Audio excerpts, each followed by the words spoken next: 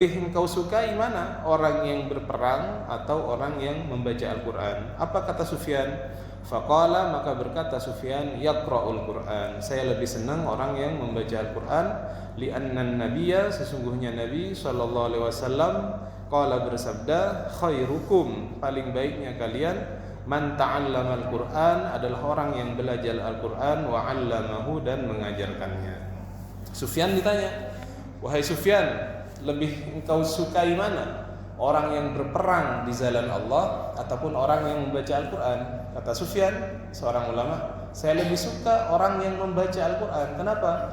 Karena Nabi Muhammad SAW bersabda, khairukum man ta'allama Al-Quran wa 'allamahu. Paling baiknya kalian adalah orang yang membaca Al-Quran atau yang belajar Al-Quran dan mengajarkannya.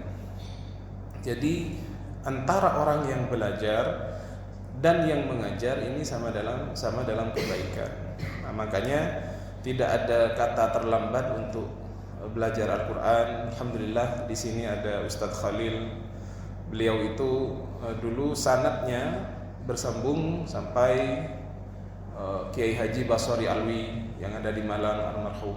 Kiai Basori Alwi ini dulu pernah belajar di Mekah. Jadi banyak santri-santri di Jawa Timur ini yang belajar kepada Kiai Basori Alwi tentang bacaan Al-Quran. Monggo, mungkin buat halakoh gitu ya, habis subuh belajar 4 orang, 3 orang, mungkin ibu-ibu juga belajar bagaimana paling tidak tahsin bacaan Al-Fatihah. Karena Al-Fatihah ini adalah rukun ketika kita sholat. Kalau Al-Fatihahnya benar, tidak ada yang salah pengucapannya, maka dianggap sah dan sholatnya juga sah. Namun Al-Fatihahnya apabila salah, sampai salah merubah makna begitu, bisa batal sholat Al-Fatihahnya dan batal juga sholatnya. Jadi Al-Fatihah ini sangat urgen sekali, sehingga paling tidak ditahsin bacaan Al-Fatihahnya, tidak sampai salah makharijul hurufnya, bagaimana mengucapkan shin, shad, dad, dan lain-lain itu. Jadi itu bisa dilakukan untuk kemudian mendapatkan doa daripada Nabi, khairukum, paling baiknya kalian, man ta'allama Al-Quran, orang yang belajar Al-Quran, wa 'allamahu, dan yang mengajarkannya. Tidak ada kata terlambat. Sekarang ini kita semuanya terbuka. Yang penting Anda bisa mengkomunikasikan. Ada beberapa ustadz di sini bisa habis subuh mungkin langsung berdua-duaan. Tapi memang kalau sudah agak besar itu tidak seperti anak kecil ya, agak gengsi dan lain-lain karena mulutnya itu sudah terbiasa salah dan memang agak susah untuk diperbaiki. Tapi tidak ada kata terlambat kalau misalkan mau. Itu 3 hadis yang kita baca. Intinya ini adalah pesan dari baginda Nabi Muhammad SAW kepada kita, betapa Al-Quran itu sangat agung, fadilahnya sangat banyak. Orang yang cinta kepada Al-Quran itu tidak akan disiksa. Orang yang mengamalkan Al-Quran, orang tuanya dipakaikan mahkota nanti di hari kiamat. Orang yang membaca Al-Quran, orang yang mengajarkan Al-Quran, didoakan oleh Rasulullah, bahkan dicap oleh Rasulullah dengan khairukum, paling baiknya kamu sekalian. Demikian yang bisa saya sampaikan daripada hadis-hadis baginda Nabi besar Muhammad SAW. Barangkali ada yang ditanyakan untuk kemudian kita jawab. Saya persilahkan, mungkin ada dari jamaah sekalian yang ingin bertanya. Monggo. Waalaikumsalam warahmatullahi wabarakatuh. Tata cara doa dalam sujud terakhir.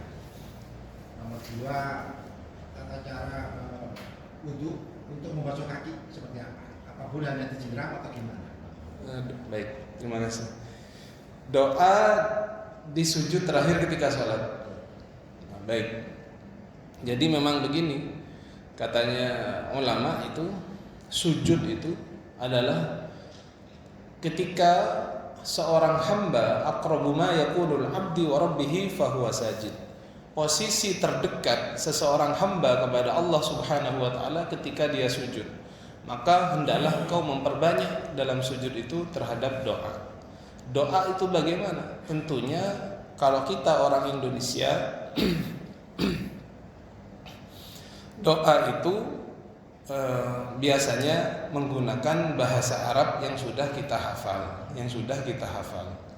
Misalkan Rabbana atina fid dunya hasanah wa fil akhirati hasanah dan lain-lain.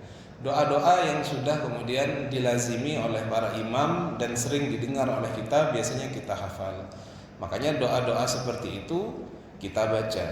Tapi kan kalau begitu enak orang Arab kan nanti doanya bisa banyak karena dia bahasanya bahasa Arab. Sedangkan kita orang Indonesia, bahkan orang daerah Madura ataupun Jawa, bahasanya nanti bagaimana sholatnya itu, apa doa pakai bahasa Madura gitu ya. Nah, tapi Allah Subhanahu wa taala itu Maha mengetahui. Baca saja doa-doa yang kita ketahui, doa-doa yang kemudian bermanfaat bagi kita di dunia dan akhirat. Dan juga berdoa mungkin juga bisa dengan hati, berdoa dengan hati, bagaimana kita memohon kepada Allah Subhanahu wa taala keselamatan dan lain-lain. Maka seperti itu. Kalau pakai bahasa di luar bahasa Arab, takutnya nanti malah sholatnya sholat pakai bahasa Madura. Bahasa Arab boleh dilafalkan. Bahasa Arab itu memang ada beberapa tambahan, seperti doa di ini. Setelah tasyahud akhir itu pernah ada doa yang memang diajarkan tambahan dari tasyahud akhir itu, misalkan doa minta selamat dari Dajjal dan lain-lain. Tapi memang berbahasa Arab, doanya berbahasa Arab. Iya, memang ada tambahan itu. Mungkin ada yang hafal doa tasyahud akhir itu ada tambahannya, tapi jarang ini orang yang tahu minta doa selamat dari Dajjal dan lain-lain. Itu memang ada begitu. Itu yang pertama. Yang kedua, cara membasuh kaki. Dalam madhab kita Asy-Syafi'i, air itu yang penting sudah terkena kepada seluruh anggota badan. Artinya apa? Kita jalankan di bawah air, di keran itu sudah sah, asal sampai kepada seluruh kulit, termasuk kaki ataupun tangan. Tetapi ada sunnah di dalam madhab Syafi'i, yaitu apa? Memijat-mijat. Kita menggosok-gosok. Bukan air itu gak akan masuk kalau nggak digosok, tetapi untuk lebih meyakinkan bahwa air itu akan masuk, maka digosok seperti ini, lebih yakin air itu masuk. Dan ini sunnah dalam madhab Asy-Syafi'i, dipijat-pijat sampai masuk, termasuk kaki. Dan kaki itu nanti sunnahnya diseling-selingi menggunakan jari jari kelingking, kemudian dimulai dari yang kanan dimasukkan seperti ini, setiap jarinya. Kalau tangan disela-selai seperti ini. Dan ini sunnah dalam madhab Asy-Syafi'i. Tetapi ini kemudian menjadi fardu dalam madhab Maliki. Kalau Anda berwudu dengan Maliki, kalau hanya disiram saja tanpa dipijat-pijat seperti ini, tanpa digosok-gosok, itu tidak sah. Makanya orang yang ke Mekkah biasanya menggunakan wuduknya Imam Maliki. Kenapa? Karena dalam madhabnya Imam Maliki, persentuhan antara laki dan perempuan yang bukan mahram itu tidak batal selama tidak bersyahwat. Artinya dia boleh berpegangan dengan istrinya ketika tawaf, karena syaratnya tawaf itu harus punya wudu, harus suci. Tidak apa-apa dia bersentuhan dengan orang lain karena bajunya terbuka dengan perempuan lain, tidak batal kalau dia pakai madhabnya Imam Maliki. Ini berguna nanti ketika madhab Maliki. Ada yang mengatakan kalau Anda ingin ikut madhab Maliki, maka wudunya juga ikut madhab Maliki, digosok-gosok gitu. Ketika membasuh kepala dalam madhab Maliki itu tidak sebagian. Kalau kita di Indonesia seperti ini sudah cukup. Tapi dalam madhab Maliki Anda harus membasuh tangan, kemudian membasuh seluruh kepala, begitu dari depan seperti ini, sampai dibalik satu kali atau 3 kali terserah. Maka itu Anda sudah ikut mazhab Maliki, dan kemudian batalnya boleh kemudian bersentuhan dengan perempuan. Karena di Mekah itu sangat-sangat padat. Andaikan Anda mensyaratkan seperti Imam Syafi'i batalnya, itu gak kelar-kelar, apalagi sama istrinya, atau bersentuhan dengan orang lain, dapat 2 putaran kesentuh sama orang lain, ambil wudu lagi, wudunya jauh. Itu kalau umroh itu 2 jam selesai, Pak. Jadi umrah itu kan hanya tawaf 7 kali, berputar Ka'bah 7 kali, dari mikot tentunya sebelumnya ya, sudah niat dari mikot, dari Bir Ali, dari Ju'fah dan lain-lain. Setelah itu sa'i 7 kali. Setelah itu tahallul, ngambil gunting, dipotong, itu sudah umroh 1 kali. Jadi 2 jam selesai. Kalau Anda wudhunya nggak ikut Imam Maliki di saat itu, bisa saja nanti dapat 3 putaran, tiba-tiba ada orang perempuan kesentuh dengan kulit Anda, batal dalam madhab Syafi'i, harus wudhu lagi. Itu bisa 10 jam nggak selesai-selesai. Capek ya, nggak selesai umrohnya. Orang lain sudah umroh 3 kali, Anda 1 kali belum selesai. Begitu. Ada yang lain? Ibu-ibu mungkin ada yang bertanya?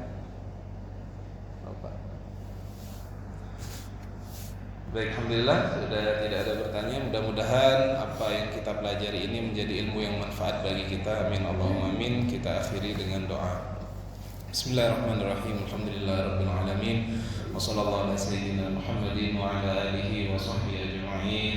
Allahumma anfa'na bima 'allamtana wa 'allimna ma yanfa'una wa zidna 'ilman nafi'a ya rabbal alamin.